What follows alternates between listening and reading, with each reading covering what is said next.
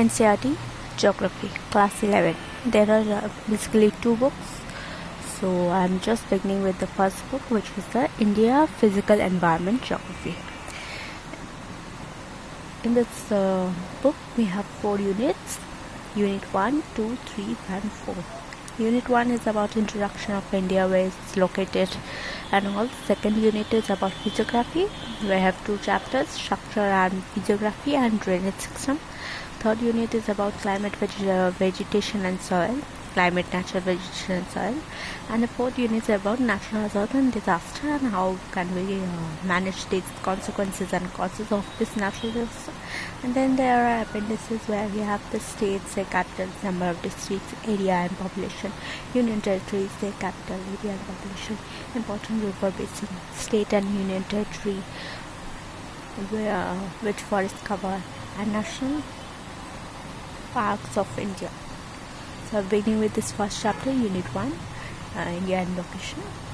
And here, the mainland of India, it has 4 directions. North, where we have the Kashmir. In south, we have Kanyakumari. In east, we have Arunachal Pradesh. And in west, we have Gujarat. So, India's territorial expansion, the territorial limit, further extends up to towards the sea up to 12 nautical miles. There was a previous question related to this nautical miles from the coast.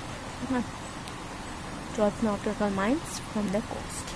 And then the southern boundary of India extends up to 60 feet, 45 north latitude in the Bay of Bengal. You see, the standard meridian of India, it is 82 degree 30 east, standard meridian of India. And in standard time, it is ahead of Greenwich Mean Time by 5 hours and 30 minutes. Okay. So there is a difference between this longitude, distance between 2 longitude, it just decreases towards the pole, but the distance between the 2 latitude, it remains the same everywhere. So there is no change in the latitude, and there is a 30-degree variation because of the value of longitude. Okay, due to the value of longitude, it's a variation of 30 degree, nearly 30 degree, which causes a time difference of nearly 2 hours between the easternmost and westernmost part of the country. Okay. Now, what is the significance of this value of this latitude? This value of latitude in the southern part of the country, you find that it lies within the tropics. Or in the northern part, it lies within the subtropical zone or the warm temperate zone. Okay, so this location of this latitude is responsible for large variation in landform, climate, and soil type, and also natural vegetation in the country. IST stands for Indian Standard Time. Okay. Now, there was a question related to the area of India. Okay. Area of India is 3.28 million square kilometer, which account for 2.4% of the world's land surface area and stands as 7th largest country in the world.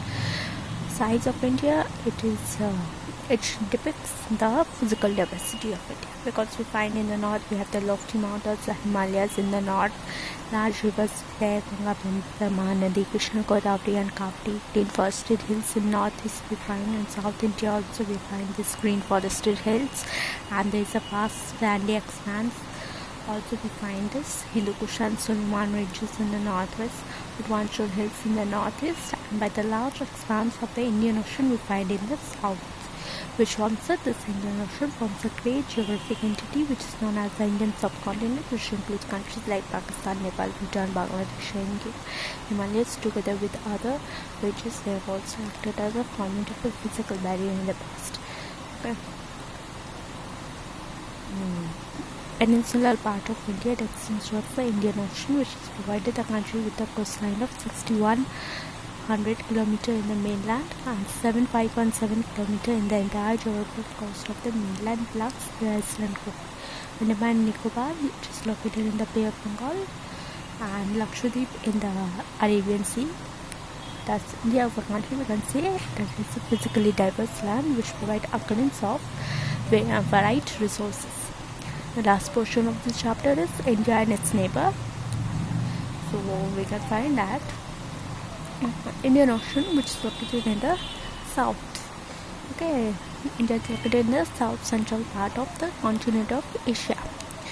So it extends bordering the Indian Ocean and its two arms extending in the form of Bay of Bengal and Arabian Sea. This maritime location of Peninsular India has provided a link to the neighboring regions Swiss Sea and air route, Sri Lanka and Maldives. These are the two island countries which is located in the Indian Ocean, and they are also India's neighbor.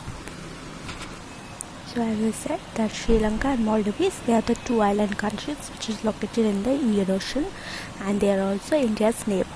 And Sri Lanka, it is separated from India by the Gulf of Mannar and Pal Strait. This strait topic and this Gulf, it is very important, and we should know the difference between this Gulf and strait. Okay. So, and there was a prelims question also, how is Sri Lanka separated from India? We're using those options.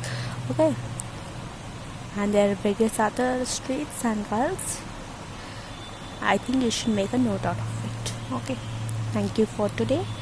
I shall begin with the next chapter.